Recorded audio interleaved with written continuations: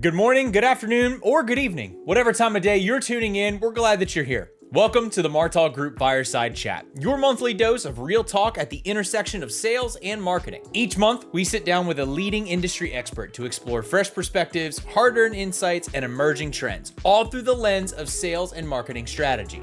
Continuous improvement. What does that mean to you? For most, it would probably come from personal goals. Maybe you want to be healthier, be more present with your family, enjoy the little things. Now, let's take that to your career, your teams, your organizations. What does that mean to you now? Well, that's exactly what we're going to dive into with today's guest, Kevin. Have a listen. Yeah, I think one of the most revealing questions is, how do you know what to work on next? Ooh, I like that. And oftentimes people, if they're working within a broken process, they're sort of just reacting. And when you ask, hey, how do you know what to work on next? That really exposes if there's a system or a structure in place to where the work is flowing. Asking other questions like, what do you do when you have a problem? How long does it take to solve these problems typically? Where does work get stuck? And how do you know if you're having a good day or a bad day? I would actually say that question, how do you know if you're having a good day or a bad day, is probably the second most important question. Yeah, I like that. Because oftentimes people doing the work, they want to know how they're doing, and it sometimes is hard for them to see how they're doing. Kevin had not only a lot of great things to say, but also some very intriguing questions I think everyone could benefit from. So without further ado, sit back, relax, and let's dive right into it. Hey everyone, welcome back to the Martal Group Fireside Chat. I'm so happy that you have joined us here yet again for another exciting conversation with our guest today. Now, you guys have heard me say this before on the podcast. I sometimes like to say that the spirit of learning is a lasting frontier. It's kind of like an old college throwback for me. We're going to dive into continuous improvement. Now, before you start asking, Chris, what the heck is continuous improvement? What are we doing with that? How does it relate to this? We're going to get into that, I promise you. But I'm excited, to talk about today's guest. First off, just to get into the topics of everything, but also because this man has a great beard. Like, I like to think I can keep up with my beard fairly well, but our guest today, Kevin, has a really, really nice beard, and honestly, I'm a little jealous. But without further ado, I'd like to introduce Kevin. He is the Senior Director of Continuous Improvement for the GEA Group. Now, we're going to dive into what all of that is, kind of understand Kevin's position, his role, what he does, dive into a number of different things here. But Kevin, first off, welcome to the podcast. Before we jump into that, how are we doing today? Hey, Chris, thanks. I appreciate it. Doing super well. Trying to stay warm here in the Chicago area, but other than that, doing great. Now, I heard you guys got snow the other day. Is that right? Yeah, my daughter was very excited about this. We got a little bit of snow. With the lake there, you never know how much you're going to get. We ended up only getting a few inches, but it was enough to have some fun over the weekend. There you go. And not to shovel it. So if I wait long enough, nature takes care of the shoveling for me. So. Yep, that's the most important thing. As long as I don't have to shovel it or do any sort of crazy, I got to lay down a whole bunch of salt or brine or anything like that, I'm good. But usually down here in Texas, we don't really have to deal with that, which is nice. Yeah.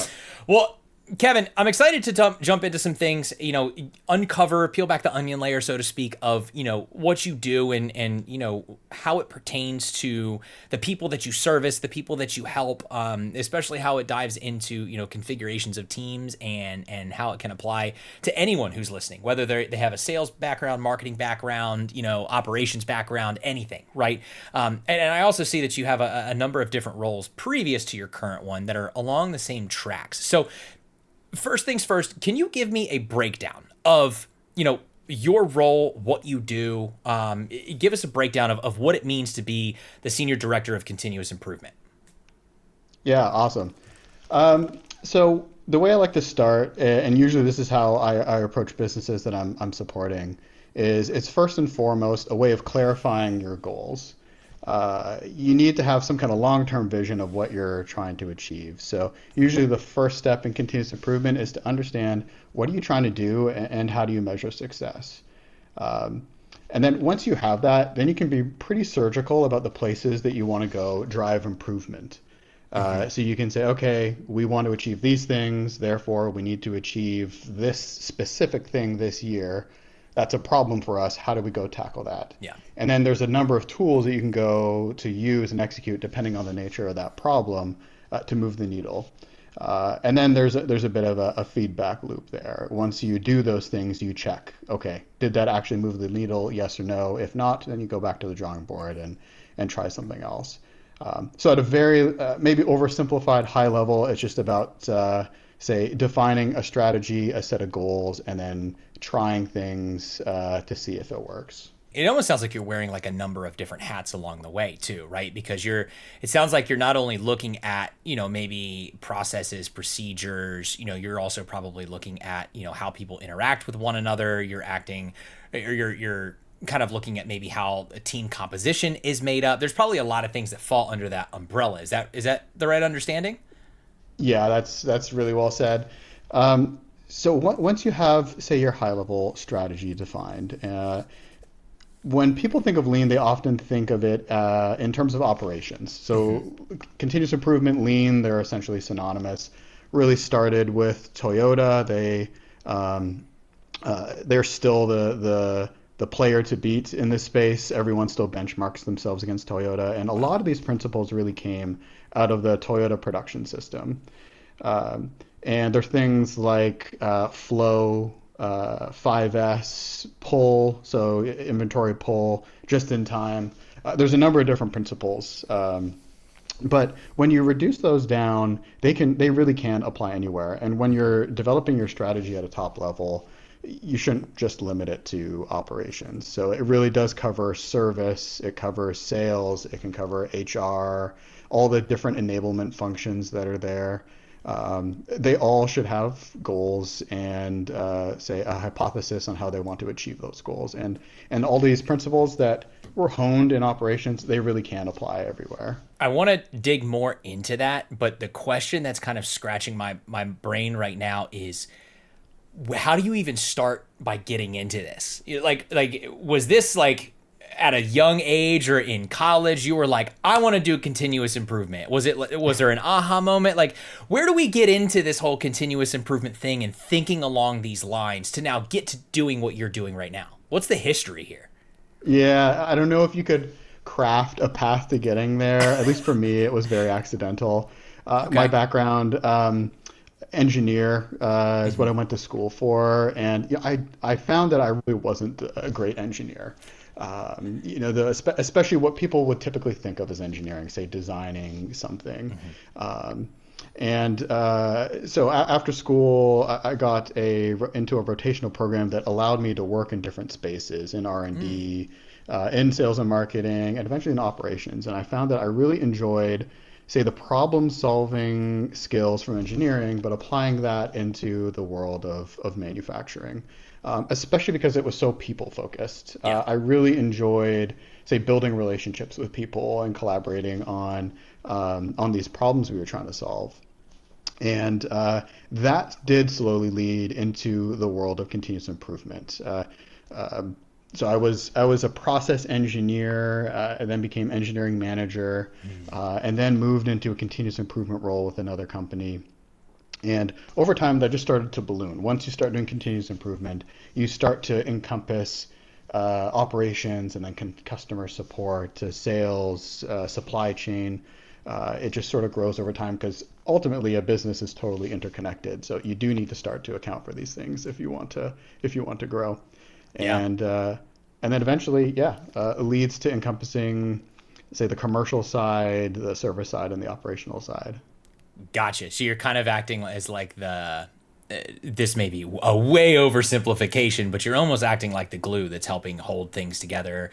Not to say that like things are broken necessarily in a company, but like you're helping to help interconnect everyone together so that they can all run cohesively, and then making sure that everyone understands what the goals are and how to achieve that and how to work together to make all of that happen in the most efficient way possible. That's a really good way of saying it.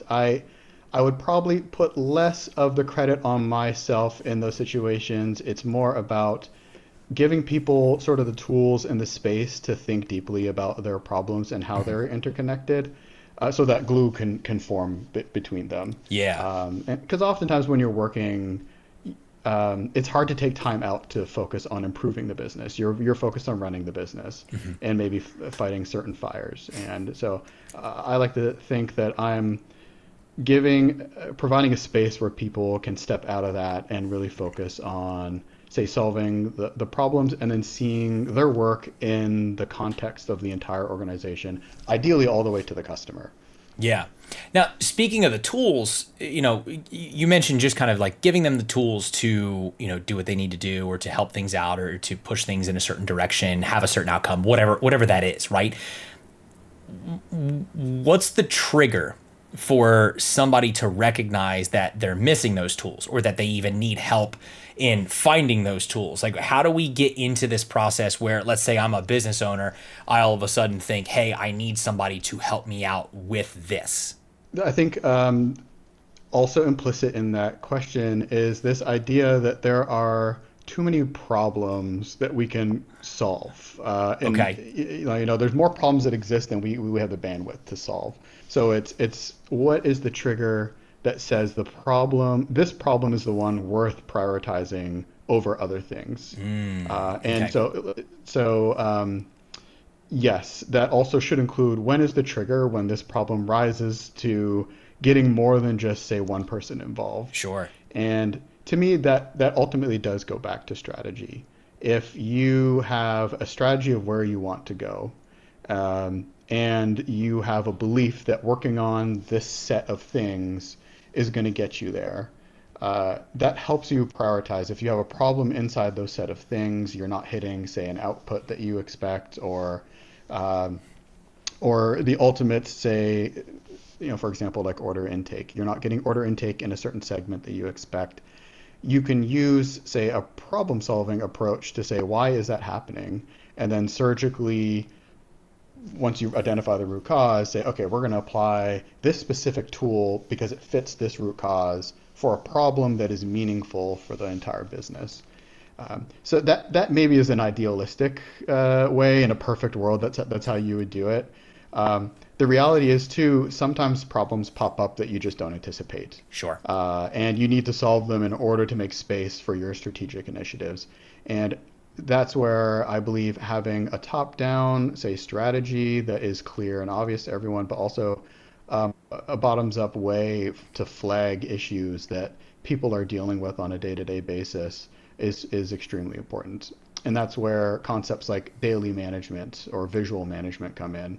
How do we make performance and, say, issues that often go invisible, people, just don't see them usually. How do we make those obvious in a way that tells us, yes, this is something we need to address? So that's a concept of daily management that helps you expose, say, problems that are bubbling up below the surface so that you can address those. And that works really well combined with, say, the top-down approach of starting with a strategy, something we call Hoshinkanri, and then working your way down to surgically, say, remove a roadblock. Sure. Do you see in your work, or even with like past people that you've worked with, or just like in general, common threads of things that tend to become problems, or common threads of things that like people should keep in mind that if they come up, like, hey, this is something we know we need to squash or we know we need to navigate around in order to move forward? Yeah, there's definitely some, I would almost say universal things that I've seen.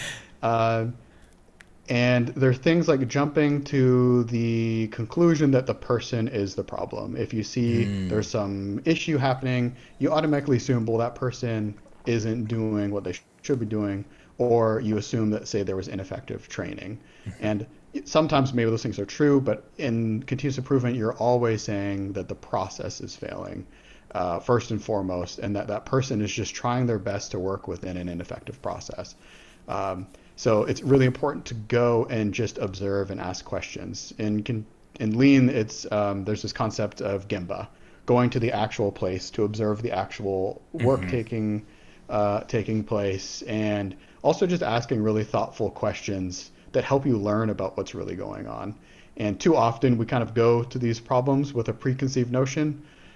Maybe we talk to them, maybe we're just doing this from a conference room, and then prescribing some solution. So I think sort of this going to the Gemba, observing, treating it like a process problem, not a people problem, is universally applicable.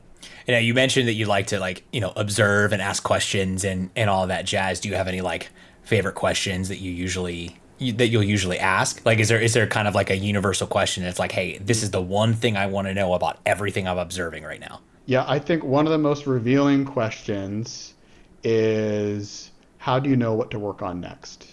Ooh, I like that. And that I didn't invent it. That comes from some of the lean authors out there that have thought deeply about how do you identify process flow and where flow is breaking.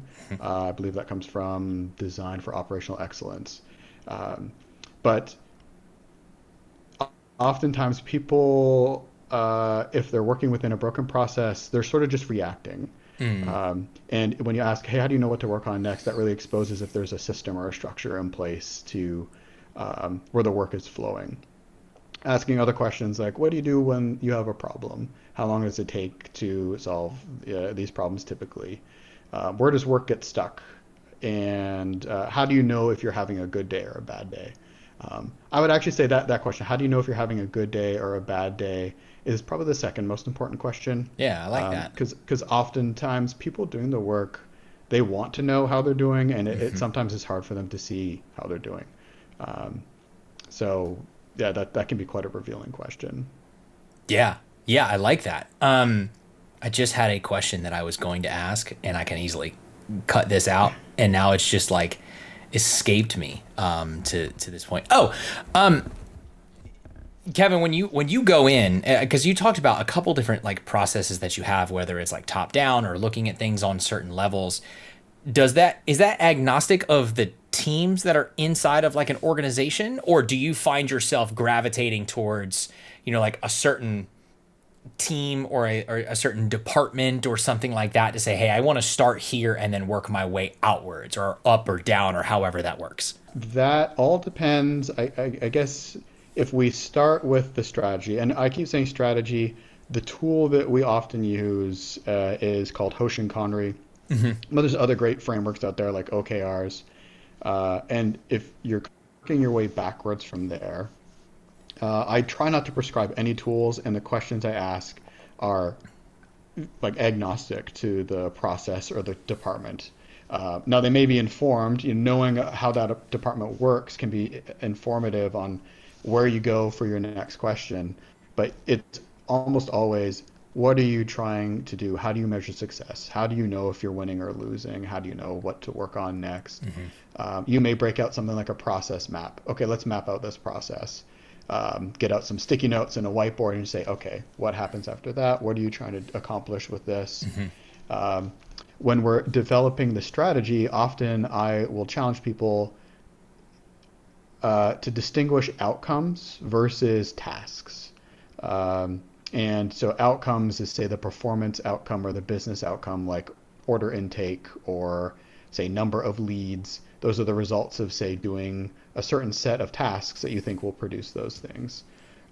So number of prospecting calls you expect to eventually lead to number of leads. And it's very important that those are clearly distinguished. So we will often have some exercises to do that. We'll map out the process, and then we can start to say, okay, for example, mapping out if you see there's a challenge with inbound lead generation, you can then start to say, okay, we see that we're not converting on this particular website. Now there are tried and tested tools you can do to increase click-through rate, to increase engagement. Yep. You can do some customer journey mapping. So you wouldn't want to reinvent the wheel there, but you'd want to wait as long as possible before prescribing that kind of solution. It's kind of related to what my next question was going to be, was thinking about KPIs. Now, I'm sure that KPIs and things that you're measuring to gauge improvement or gauge, just growing or however you want to frame it, they probably vary from company to company, industry to industry, so on and so forth. But, I guess, do you see any common KPIs or common things that you're looking for to say, okay, this is how we measure? Because I'm sure that, even just like what you talked about, right? For lead gen, for marketing, sales, they're very numbers driven, right? Where it's click-through rate is going from this to this. response rate or ticket sales or, marketing views, whatever, we can get that to go from A to B. But what other sort of KPIs do you think, you look for or other people you think should look for when they're just trying to understand going down this path? It's a really good question. I I would actually take it a step backwards and Okay. say there isn't say one or two KPIs I think people are missing. I think what's most important is to understand the relationship between the things they're measuring, and Okay. ideally the Yeah. relationship between the inputs and the outputs. Bill Walsh has this book, the score takes care of itself. Hmm. This idea that the inputs in the process eventually lead to the results. So Sure. being really clear about the outcomes you want, whether and how you measure that. If it's opportunities, is that number of opportunities? Is that dollar amount of opportunities? Is that dollar amount of opportunities in a certain segment or something like that? That's the outcome that you're looking for. What are the behaviors and the inputs and maybe some process metrics that predict you will get those kind of outcomes? And it's people's understanding, especially the people that are doing the work. Yeah. If they have a conviction that doing these things will lead to those outputs, I think that's much more important that there's that understanding there than any, say, one KPI. And it also allows us to iterate. If we're not hitting the outcomes, but we are doing the things that we thought would get us there, that tells us, okay, it's time to reflect. Was there an assumption that's bad? Do we need to add something else? Or was this the wrong hypothesis? Do we need to pivot to something else to get the outcomes? Yeah. So that's probably how I'd answer that question. Now, with that said, there's plenty of, once you've identified, say, the dominoes you want to fall to eventually get to your outcomes, Hmm. there's usually good lessons you can learn from other businesses that have been in similar spots. Sure. Sure. Just out of curiosity, I'm sure, again, this varies industry to industry and all that other sort of stuff. Do you try to put timelines on these things where it's like, hey, we want to try this out for 2-3 weeks and see what happens and see what the results are and then change those inputs? Is there, like any sort of, like, I don't want to say universal time, but like a general time that you like to give to where you'll get enough data to collect to then make the next decision? Yeah, that's an important question not enough people ask. And I absolutely put timelines on things, and Sure. the shorter the better. The longer the feedback loop, the more it's likely to get lost to More people other coming problems in. that pop in. And so there's, say, two books I'll reference. The Lean Startup, which is an amazing book, taking the lean principles and applying it to how to start up a company, and Toyota Kata, which is a very similar, say, coaching book on how to solve problems. And I like the way in the Lean Startup, Eric Ries talks about if you just wait to see what happens, you're guaranteed to see what happens. And there you need to have a specific, clear success or failure criteria and a date when you're going to actually see if you met or didn't meet that criteria. Yeah. Otherwise, these things can just kind of drag on, and then if something happens and it removes some of the pain, you say, "Oh, look, see, something worked somewhere. Let's move on to the next problem." And I think to be really dedicated to learning, success and failure need to be equally valid outputs, and you want to do that as fast as possible. Otherwise, you're say wasting time where you could be running other experiments. Yeah. I think that's especially important and something that we talk about a lot in the sales and the marketing world, right? Just to kind of almost lump the two together, but having those types of timelines to understand where the KPIs fall is super important. And oftentimes, Yeah. you probably will relate to this too, is that, I have conversations where people want things to happen very, very quickly, almost impossibly quickly, or they're willing to wait things out in the long term to see what happens. And then you get caught in this whole, well, we've wasted time, or we could have been doing other things, or, this is way too long to get any sort of feedback on this. We need to go forward. So it's one of those things where setting timelines is uber important, to understand, okay, I'm going to try this for 2-3 weeks, or I'm going to try this for 10 days, or I'm going to give this, I don't even know if you're trying to call somebody, you know, I'm going to call somebody 3, 4, 5 times just to see if I can get something going. And if not, then that's your test to be able to move things forward or reset, recalibrate your mind. Yeah, exactly. And oftentimes, the more time we give ourselves, then the more pressure it is to have the perfect output. And so there is a tremendous benefit in being very aggressive. In Toyota Kata, they talk about um, how can you validate this thing that you've just proposed in one day for less than $100? And Interesting. it may be that you can just quickly validate a certain slice of the assumptions that you're making about the solution, and that gives you time back to test some other things. The lean startup is all about getting to that minimum viable product and then testing specific like value added hypotheses as quickly as possible from the user behavior so that you can go yes or no and not sink more time, say, developing that feature. And concepts like design thinking are the same way. Can you do tests to see if there's product market fit really quickly, like a smoke screen test or something like that, to see if there's actually market demand for something like this before you even develop a prototype. So there's a lot of really interesting ways you can apply this kind of methodology. Yeah. Do you get you talk about a couple different methods and things like that you use, and referencing a couple different books and processes and methods. Like, do you have any sort of favorites, or you know, do you have anything that you normally fall back on, or do you more or less like analyze the situation and say, okay, this is what I know is going to work for this problem, if that makes sense? So it's kind of like, you know, taking what you really love to just apply to everything, or just kind of understanding and separating. I know that this is the solution for this, whether it's my favorite or not. I like to joke that if you want to write a best-selling book, just take the lean principles or the continuous improvement principles, especially PDCA, and just apply it in a new place. Yeah. So I always fall back to that methodology, this A3 problem-solving methodology, as a starting point. I never know how it's going to unfold, but I'm always confident that that process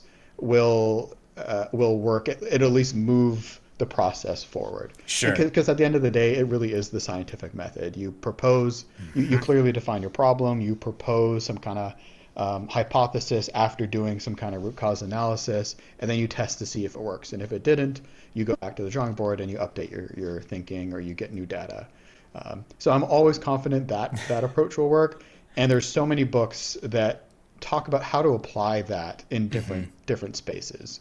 Toyota Way, you know, has that as a piece of it, and then encompasses other principles that are logical sort of follow-ons to that inside operations. But like I said, the lean startup is how you do that inside of startups. Scrum takes a lot of this. So the project management methodology, Scrum, this space called instructional design that's about developing compelling training material. It has something called the ADDIE model that is the same thing.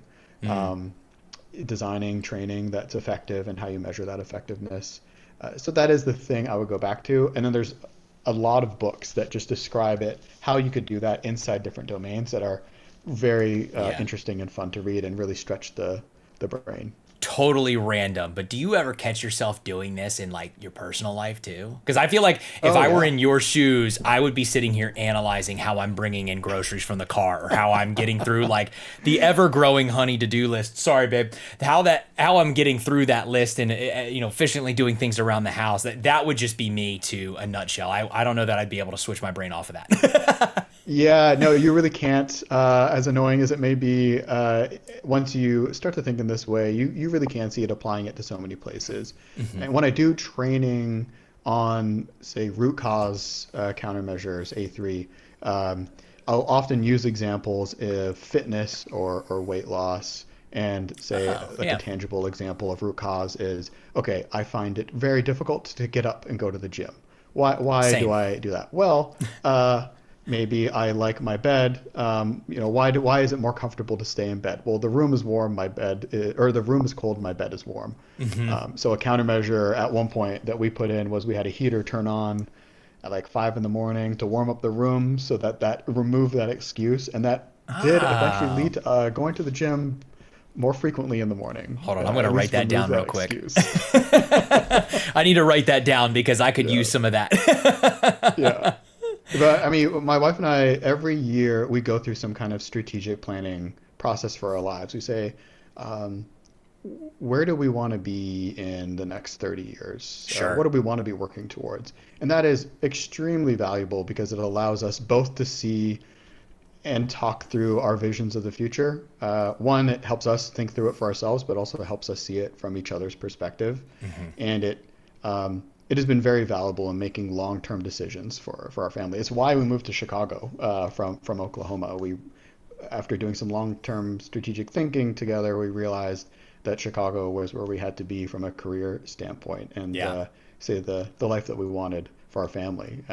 So I highly recommend taking these principles and seeing where they apply. Yeah, I always think that that stuff is interesting too because I mean just even in my own daily life, like I'm somebody who really can't shut my brain off until I'm fully asleep, and even then it's probably not even fully shut off. But thinking about the things that I think about, day in and day out, if I'm doing something creative, if I'm doing something related to marketing or sales or whatever it is, and it's probably the same for you, where there are so many things that you do professionally in your career day to day that can apply to your personal life or to things you do outside of work whenever those hours are, because for me it doesn't really seem like there is any outside hours, but where you can apply those things just to make it easy. And I think that there's often times where I see people get caught up in applying as much as they can to their work and not really understanding that we're learning life lessons here. I had an old boss that used to joke that, we're not just teaching you how to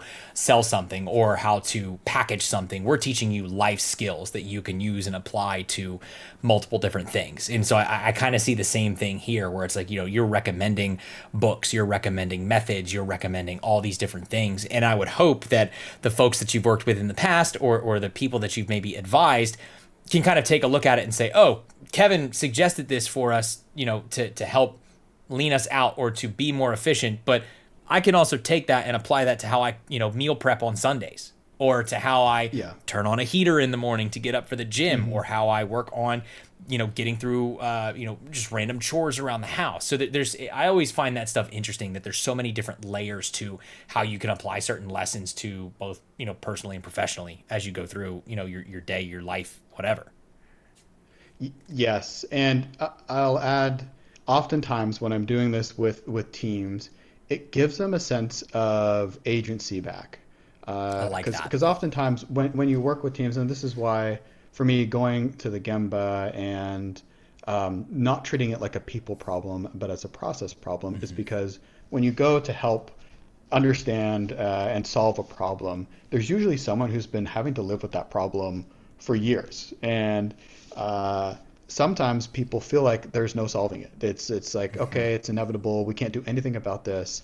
And once we start to say map out the process, we start to describe what we're trying to do, we start to get to the root cause of what maybe is causing some of these things, people really light up. They Yeah. they now feel like, well, one, they're being valued and respected because people are taking these problems seriously, and two, they feel empowered that things are within their control that maybe they didn't feel like they were before. So that can be quite a rewarding piece of it too, is seeing the aha moments of like, oh yeah, we can do something about this. This isn't inevitable. We're Yeah. not doomed to repeat these same issues over and over again. Yeah. So that piece is really valuable, and also the place where that can also, I've been really impacted by this way of thinking, is it allows you to cultivate, say, empathy as a skill. In design thinking, Mm. the first step is empathy. Yeah. Go, be with your customer, walk a mile in their shoes. But that applies to your internal customers as well, and the people in your life or the people that you interact with. Once you start seeing that people are working within a system, sometimes that system is broken, and you've cultivated the skill of seeing things through their eyes and walking in their shoes, it allows you to, I guess, get less frustrated in Yeah. some cases, or or see things with more empathy, I guess Yeah. is the best way of saying it. Yeah, no, I love that. And the way that you can relate all of that together. And I love the comment that you made about giving people agency. And I'm sure that that's huge, especially for people who really want to be a part of the process, who are engaged and want to help their position grow, their company grow, everything in between, right? So, Yes. um, Yes. I'm very, very curious too, out of all the experiences that you've had under continuous improvement, right? And even whether that's before you got the continuous improvement role specifically, or even back in some of like the operational engineering stuff that you did. Do you have any like favorite projects or like favorite people that you've worked with? Now, of course, you don't have to name any names if you don't want to, but any favorite problems where you're like, I loved this project start to finish. Like this was like my bread and butter, the one thing that I just really, really enjoyed start to finish, no matter what. I can think of a few, and they would always revolve around setting a really ambitious goal. I believe that people actually do like to be challenged and to strive for excellence in what they do, especially once they recognize that they have agency to do it. No one wants to play a sport where the score is already set from the beginning, but Right.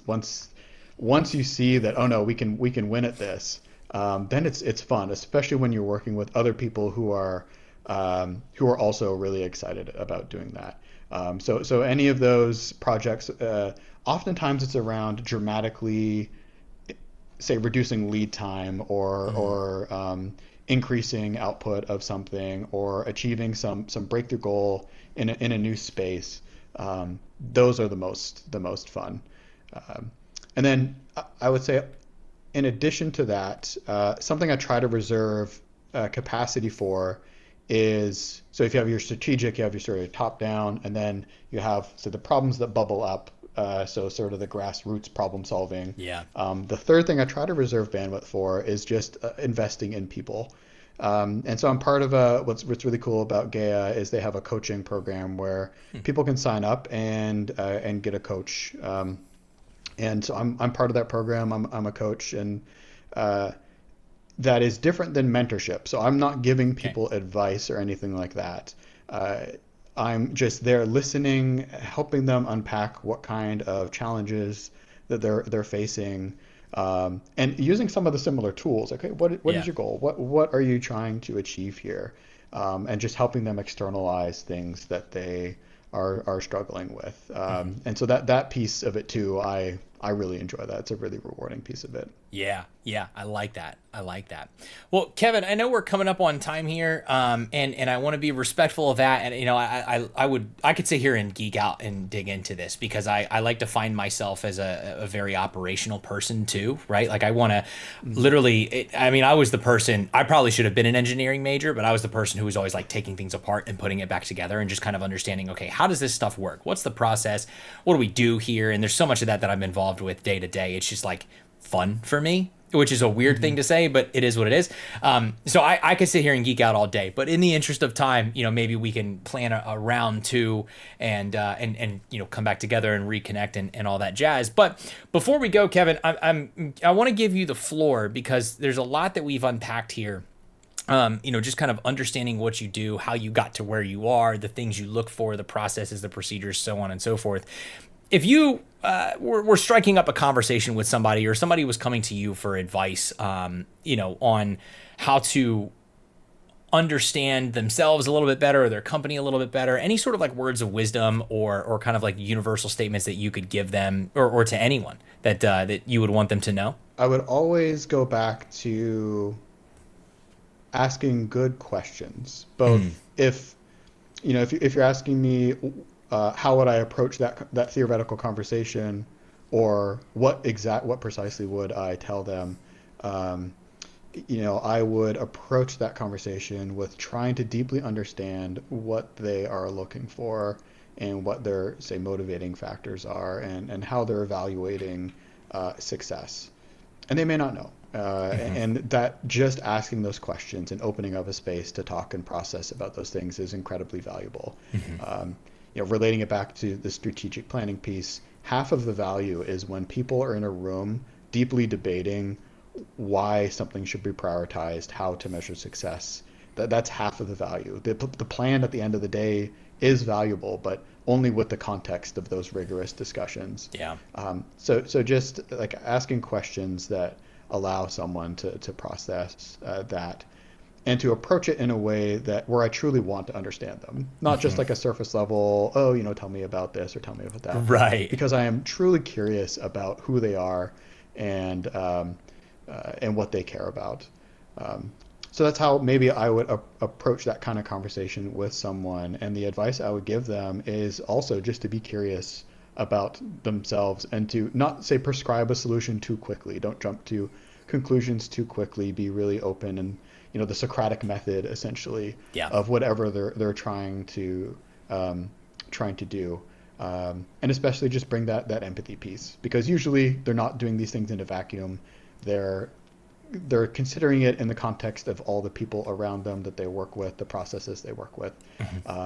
And I think when you emphasize those other people and the empathy for those other people as well, it's extremely productive. It definitely allows people to see things with more nuance. So I don't know if I answered the question specifically. No, that's great. That is how I would approach it. Yeah, no, that's great. I think that's a great way to kind of cap some things off here and get an understanding. Now, if somebody wanted to get a hold of you or kind of be a part of that that coaching program that you talked about and everything like that, what's the best way to go through that process to either get a hold of you or look into that coaching programs, things of that nature? Yeah, so the coaching program I described is specifically is an internal program, but exists, coaching is a discipline that's global. So systemic coaching is something to look for.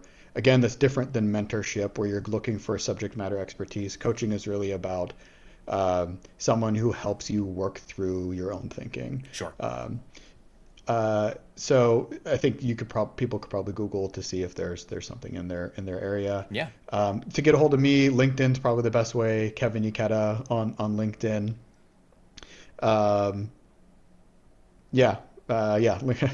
LinkedIn is probably the best way to get a hold of me. Sure. Well, I'll make sure that we link Kevin's information down at the bottom, at the very least his LinkedIn. That way, if you want to pick Kevin's brain, hopefully that's okay if I drive traffic your way. But you seem like a good guy to talk to. So, but we'll kind of push some people your way, and his information will be down in the description of the video and linked on LinkedIn and all that other sort of stuff too. But Kevin, thank you so much. I really appreciate the conversation today. Nice a couple little aha moments for me, which is really good. And I think you made a couple of really great points that myself and a lot of the listeners out there will be able to kind of take away. So thank you for joining me today. Thanks, Chris. I appreciate it. It was a lot of fun. Shout out once again to Kevin for spending some time with us on this Fireside Chat. If you have a favorite part that you enjoyed, feel free to leave a comment down below and let us know your thoughts on this chat with Kevin. Be sure to like the video, consider hitting that subscribe button, and turn on notifications so you can be alerted when future chats go live on our channel. Thanks for listening, and as always, happy hunting.